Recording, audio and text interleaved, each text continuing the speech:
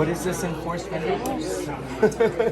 I think there are some concerns that by adding more pedestrian space in an area where there's a lot of street vending, that the vendors will also occupy that additional pedestrian space, not necessarily reduce congestion, which the intent of adding the pedestrian space is to reduce pedestrian congestion on these blocks. So just some feedback. Right, but I agree with that. I think you give them an inch, they'll take a yard. They're already using it for their commercial space. And we're talking about vendors who don't pay their taxes either. So we're using tax dollars to make it more convenient for them to spread their goods out further into the street. I think that is problematic. You're not going to give it to pedestrians aren't going to occupy that more. You know, it is the nature of Canal Street being a tourist destination. So I can't see it. And the idea of enforcing the vendor rules, they can barely enforce their tax rules on them. They can't, like those guys operate a black box. They do what they want, right? And the police try to stay on top of it, but they don't. They can't. So this idea, if you create that space and then rely on NYPD enforcement to get them to somehow comply with you can only use this space, I think it's a losing game. Yeah. Well, I mean, that's very valuable feedback for us to hear, and that's what we're here with our proposed redesigns. That's why I'm giving it, and I just go, I look at this, and I said this to Kate as well. Right? This is a major thoroughfare, one of the few that goes east to west, and it connects the Manhattan Bridge at the end. So to the Holland Tunnel at the other end. And the Holland Tunnel on the other end. As a bike rider myself, even with a bike lane, I will never aspire to ride on Canal Street. It's because of the nature of the connection. It's polluted, it's crowded. I don't want to add to that. So that idea feels like an off idea. Okay. There are plenty of other smaller cross streets that I use to get cross town. You know, and then this is a major artery that connects those Holland Tunnel and Manhattan Bridge and so forth. So the idea to narrow the lanes doesn't seem like a smart idea. Yeah. Because of the nature of what this street is. Yes. Part of our proposal is addressing the curb regulations so that loading and unloading and deliveries won't happen on Canal Street, on these blocks in question here, so that traffic can flow a little more easily without trucks, stopping. Where would they park then? We are looking at the idea of moving deliveries over to the side streets for these blocks. But these are all single lane streets, so one stop truck will cause the entire street to close down. Well, we may look at concentrating deliveries on one street and making that street no parking, and then deliveries would finish from the truck via hand cart, which is how a lot of deliveries take the last step anyway. And I understand that, but then you're saying that they need to occupy the space on a narrower street, and then they need to take the time to move it to whatever location they have, as opposed to stopping in front of it and then unloading. Yeah, and we got some great feedback that we should examine the economic impact that will have on the businesses on these blocks of Canal. And that's very valuable feedback for us. I don't think any of those businesses are going to agree with this plan, unless you know of a business that said, this is a great idea. I don't want my deliveries in front of my store. I personally haven't spoken to businesses, so I'm not sure about that. But like I said, Some of this is outreach takes many forms. Here we're engaging aspects of the community. We also, present to the board, traffic officials. The amount of cars. So you can have a density of vehicles. Exactly. So cars and vehicles versus pedestrians in the afternoon. This plan has been in the works for many, many years. And considering how 2022. No, I understand the work, but when you actually put it doesn't make any sense to make it. If you have so many cars in this particular segment, it doesn't make any sense to Kind of appears. This was in the works long before that accident. But it wasn't a finished thing until recently. I'm not sure exactly when the first, public presentation of these designs, but I do know community engagement on this project. We had our first public engagement in 2023. Since then, like the big sort of like gap is actually mostly because we've been doing the traffic analysis, and like that has been a giant problem. Always. Yeah. Always. Yeah, but this is the first that I'm Yeah. so Yeah. I'm surprised that I hadn't heard that. And the timing couldn't be worse because of that. So what do you think of this harebrained scheme? It's essentially puts a lot of businesses at risk in Chinatown.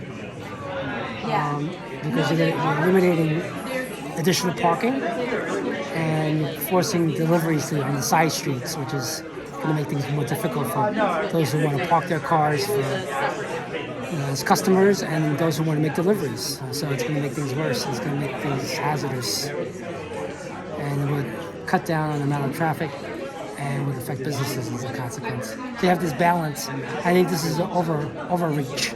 But what do you think about the whole process? These guys are making plans.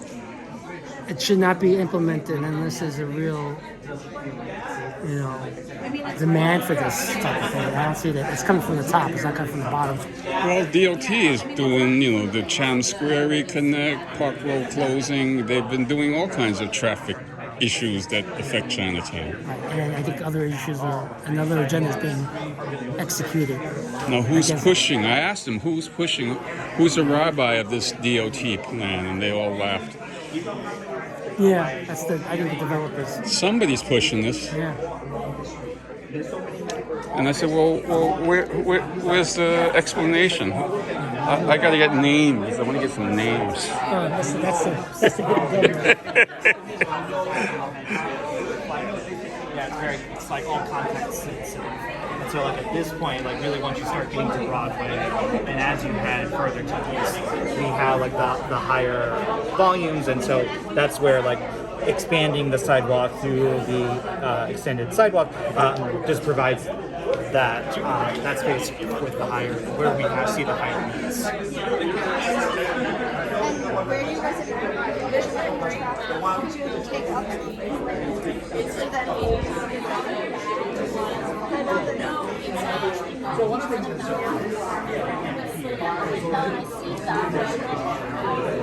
one lady has clearly got treatment for her OCD. She has to non-stop push that.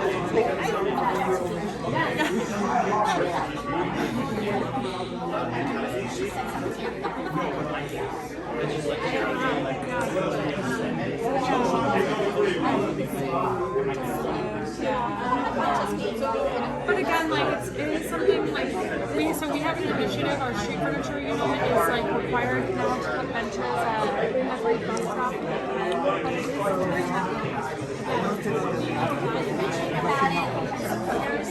Yeah, because when you're hitting Western Broadway, you have a double standard. You have, here you have the beginning of 2 lanes. Is this a loading dock? Oh yes. There's only a ramp on the north side. And because the technology, there may be some elders or You can do an extension on the crosswalk only. You don't have to really, because you're eliminating additional parking and additional That is definitely something that avenues in which you can back on. So no, make that deliveries. like we I are. mean, you have made because of the nice spot here, but we're making the 3 to 2. It makes things much more difficult. disappeared. So what? We're not allowed to transfer that.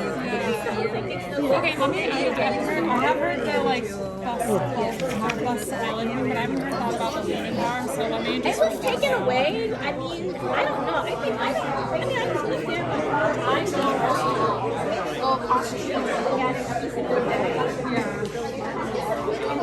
And because they redid a lot of that car, I think it might be coming back.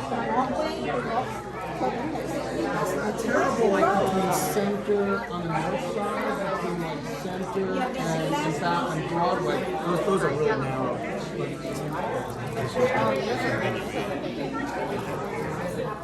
If you're center and Canal North, I'm not that opposed to it. But then I see trying to get people from the west or east as possible.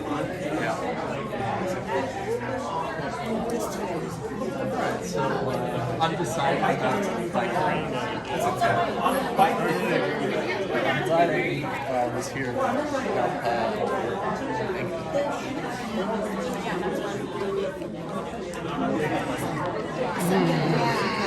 To protect my small businesses right now. I mean, that would probably be something on another one of our maps, but you know, feel free to like write your comments on a post. So yeah, here's some greenway.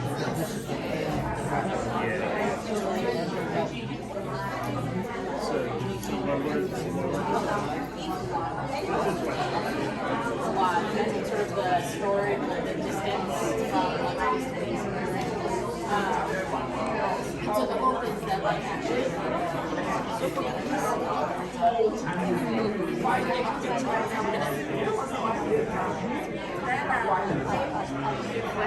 I don't want to be on film. I do not want to be. Don't be. So, and then I would say we are looking at the intersection or at the corridor very differently. We've sort of divided along Broadway, where on the eastern end is much more about like expanding the pedestrian space for the entire block, right?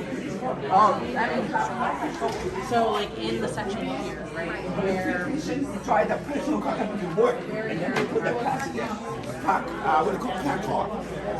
Police personnel, all the street here, even the Central Island. Few things to go away, really quick. Let me tell you this. Maintain. We need maintain. Basically, this is where all We need someone had to manage our sidewalk vendors. No way. Police have to come in, kick out all the illegal vendor, make sure they maintain 8 feet minimum. Second, easy you can do is, what do you call it? This curb extension. Just extend this area. So this way people will have two bars. Basically, and let them people park here, but only doing this called the curb extension. Yeah, and then people can cross border, and then but people the car still can park here, and then you can put a center island right here. People can be much safer if they can extend out like this. Yeah, just like here. You do it here. Let me make much more clear. Here. And then Central Island. So people can start here and start here. And then you can clean this up. Let's say for the commercial parking. Okay, not commercial. Change it to truckload. During No, it's not. Right now, it's meter commercial parking. Right? So that's different. That's different. Yes, if you make these loading zones instead, instead of extending 7 a.m. Instead of But no meter. Exactly. Just No allow and parking, go. no standing loading zone only. Extend here. Yeah, just let's go curb extension. Changing the regulations to loading Only what is that like a hotel? Loading zone. And then the truck can load, and my patient can unload. So this becomes They all come on the ambulance. You know how long to unload it? It takes like 15 minutes. And then they can stuck here, and then you end up with a single train. that is an acceptable way to do that. And giving sidewalks an already super wide sidewalks. So don't believe that pedestrians If you can force the rules, and enforcement. No, I mean, they keep calling data. They say pedestrian is 70%, car is 30% people. So pedestrians should get 70% of the space on Canal Street. That's a force or something because people who drive in, they have to do the business. They have to do deliver the good, delivery everything, delivery patient. If those guys are out, the whole Chinatown gonna die. We got all the restaurant or the store and nothing to sell. People It's a business I mean, they district, keep and mentioning pedestrians. statistics. Oh, no, This they- is not a promenade. This is a shopping thing, right? For business. And like I said, they already have a wide sidewalk. If you want to give them more space, then restrict the vendors from selling on the sidewalk. Right? Because they're taking, like, you have to walk through rows and rows of product that they're selling. That is occupying pedestrian space. If that is your real concern, then there needs to be enforcement, and you need to take the vendors off of the sidewalk, keep them in their stores if that's the case. And again, you need to feed the businesses, so turning this into loading zones makes a lot more sense than turning it into an extended sidewalk on an already wide sidewalk. Make sense? Yeah, the sidewalks, see, the vendor to kind of illegal vendor, they can be out. They make our image so bad. The Chinese people, Well, it cheapens Chinatown, right? Those vendors are all second-hand counterfeit goods. Taken into account for state, because obviously we have jail construction going on, 70 more infrastructure. I'm writing Chinatown Connections with the extended and everything.